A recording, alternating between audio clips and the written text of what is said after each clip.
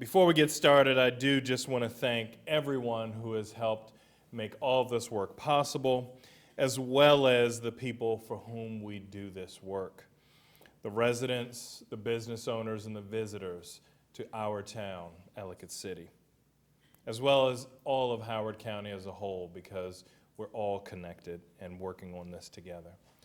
And as I look around, I see a lot of business owners, a lot of people who have given a great deal of dedication into our community. And I have a great deal of optimism that since taking office, we've opened or reopened 25 businesses here in Ellicott City. And that is something that is quite exceptional. And every ribbon cutting that I've been invited to has been a fantastic celebration, from vintage chic to misfit, and most recently, welcoming back Nancy and Barry and their Forget-Me-Not factory. So Nancy and Barry took advantage of the county's flood mitigation grant to make their building more flood resistant than ever before. The choice these 25 businesses have made to locate here, as well as the strength and dedication that everyone has taken to rebuild, is a testament to the resiliency of this town and a message to the rest of our nation. And we're following your example of dedication, hard work to make Ellicott City safe and sound, not just for today, but for future generations. So today I'm here to update you on what we've been working on since we announced our plan for flood mitigation in May. I know that sometimes the work we do is not always visible to those walking down the street, and believe me when I tell you we're working every day to make progress. So as you know, when I took office, there was a plan in place that called for the demolition of 10 buildings on Lower Main Street. And that plan was just not acceptable to me.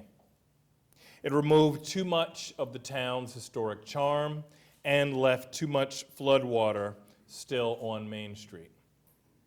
The owners of these 10 buildings on Main Street slated for demolition had already received offers of sale before I took office, but the county had not actually acquired any of the buildings. So to date, we have now acquired 9 of those buildings. And under our plan, 6 will now have a portion at least preserved. And I've heard from many of you that fixing and reopening these 6 buildings is critically important to promoting that Main Street is very much open for business. All of the buildings owned by the county have been fully cleaned out of their debris. Facade restoration work is almost completed at 8111 to 8113 Main Street, including new wood windows and doors. New entry doors and shadow boxes were also installed at the former Shoemakers building. And at Kaplan's, the clean out and temporary stabilization work, including filling in the basement while boarding and painting the front, has been completed. Stabilization work also continues at T in the Tiber and Portelli's. And the next step is partial removal of the sections of the building over the stream channel. In order to complete this and subsequent renovation of these buildings, the county is required to undergo a federal Section 106 process to assess the historical impacts. And we have already submitted that application. It's already been reviewed by the Army Corps of Engineers, and we're now in the process of responding to their comments. We expect the very first public hearing will be by early March. And we anticipate the Section 106 process to hopefully be completed by the end of next year, and the demolitions and renovations following shortly thereafter. Much of the work that has been done thus far has been funded through a grant from the Maryland Department of Housing and Community Development, and we are very thankful to the governor and the Secretary for their partnership and commitment to this project. We recently submitted additional grant applications to assist with funding and renovations of these buildings. And we hope to get some new good news from the department soon. And lastly, regarding the buildings, the Howard County's Economic Development Authority will be undertaking a study to determine the best use of these 6 buildings while they remain under the county's control for the next few years. And I want to thank the Economic Development Authority for their partnership and their work in always supporting our businesses. This past May, I announced that my flood mitigation plan, Safe and Sound. Our Safe and Sound plan will reduce floodwaters on Main Street to less than a foot in a 100-year storm. And many of the projects are very large and require a great deal of coordination both internally and externally. And there are several steps we must go through to ensure that the projects are designed properly, receive all the necessary permits, and are built to the highest standard of safety and effectiveness. As much as I would like to see every one of those projects under construction or frankly complete today, these types of projects do take time.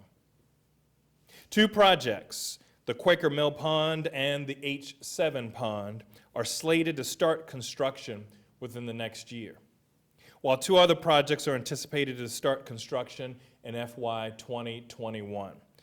The Maryland Avenue and 8600 culverts.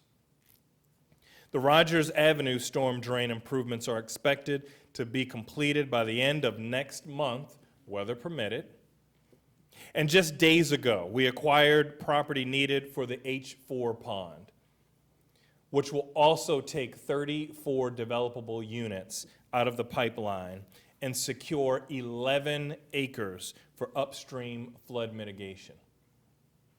A list of all the projects and their current timelines are on the board right over there. And we've also made significant progress on the possible north tunnel alignments. During the next year, we will be working to determine the subsurface conditions, including the location and nature of rock along each of these alignments, and we will be fine-tuning and selecting the very best vertical and horizontal layout of the tunnel. Is that saying I got to stop now? I'm just joking. We also anticipate putting out a request for qualifications to procure the services of a design firm for the North Tunnel in the coming months. The Maryland Avenue culverts, which will be located right here at the bottom of Main Street, are currently under design and coordination with CSX is ongoing. And finally, at our request, the U.S. Army Corps of Engineers is conducting an independent study of our flood mitigation approach to ensure that we are taking the best approach to protect Ellicott City. And we look forward to receiving and releasing their analysis very soon. Public safety continues to be our very top priority. And we are focused on ensuring that if and when the next storm comes, we will be better prepared. During my first 30 days in office, I announced that we would be implementing a temporary emergency alert system. And shortly thereafter, we purchased 2 speaker arrays that are programmed to emit very loud tones when flash flooding is imminent. And throughout the course of testing these speaker arrays and through feedback that we received from our residents and business owners in Ellicott City, it became evident that the 2 arrays were not enough to provide the level of tone coverage that we needed. So to increase safety, we recently purchased another speaker array that's in Lot C, adjacent to this building. And as a result of this 3rd array, our emergency alert tones are now 4 times as loud in this area. We also had an incident a few months ago where there was some confusion about an alert that came out from the National Weather Service indicating a flash flood warning for Ellicott City. But that flash flood warning did not actually impact historic Ellicott City. So after that incident, our Office of Emergency Management worked with the National Weather Service to create a new designation for historic Ellicott City. And I just want to thank our Office of Emergency Management for all of your work. So now, when there is a flash flood warning that impacts the Tiber-Hudson watershed, the National Weather Service will specifically list historic Ellicott City as the impacted area as opposed to Ellicott City as a whole. And just over 2 weeks ago, on Halloween night, Ellicott City experienced some heavy rain. And during that time, our Office of Emergency Management was in constant communication with the National Weather Service and our Storm Weather Division. And we knew that while rainfall might cause the banks to overflow in some places, it did not pose an imminent flash flood threat, nor was there a flash flood warning that would have warranted sounding the tone alert system. We want to make sure that all residents and visitors and businesses of Old Ellicott City are aware that when bad weather approaches this town, we are always vigilant and monitoring. However, we are also always on alert and working to make sure that Ellicott City is prepared, especially when the weather is calm before the storm. The Halloween night storm was significant enough to trigger our safe and sound clearing the waterways debris cleanup efforts by our good partners at EcoWorks, and I just want to thank Lori Lilly again for all of your hard work over this last year. The majority of the debris removed over the past couple weeks were branches, logs, and stumps, significant objects that could cause drainage backups and lead to exacerbation of flooding. This was the fourth rain event or wind event that has triggered the important component of our plan, and we have removed over 10 tons of debris since we initiated that. And another area where we have made significant progress is with private access points. In May, I talked to you about a plan that allowed the public to access private property in order to get out of the floodplain during a flood event. This is particularly important on lower end of Main Street, where there are limited ways for people to get off the street if flooding occurs. And I would like to personally thank Bert Wilson and Barry Gibson for working with us over the last several months to make this plan a reality. And both Bert and Barry have staircases on their property that lead up and away from potential flooding on Main Street, and they've been fantastic partners. The county recently installed gates on these properties that will be unlocked during major weather events to allow the public to utilize the staircase to get away from floodwater. My goal is to make sure that Ellicott City and its master plan moves forward, and that's why we restarted it this summer. As you know, this is our community-driven blueprint and a comprehensive vision for rebuilding a stronger, more resilient Ellicott City. And I know that many of you attended our recent public meeting where new concepts were unveiled. And we anticipated a draft plan that will be released early next year. Once the draft plan is released, there will be additional opportunity for public comment and feedback. And I'm so pleased with what we've created so far, and I'm optimistic about the positive impact this plan will have on our town for many years to come. I know that Ellicott City can be resilient, not just for the next 5, 10, or 15 years, but for the next 250 years. And in 2022, we will be celebrating the 250th anniversary of the founding of Ellicott City. This sesquicentennial will be a year-long celebration and feature various activities and educational opportunities. And you can see that cool logo over there.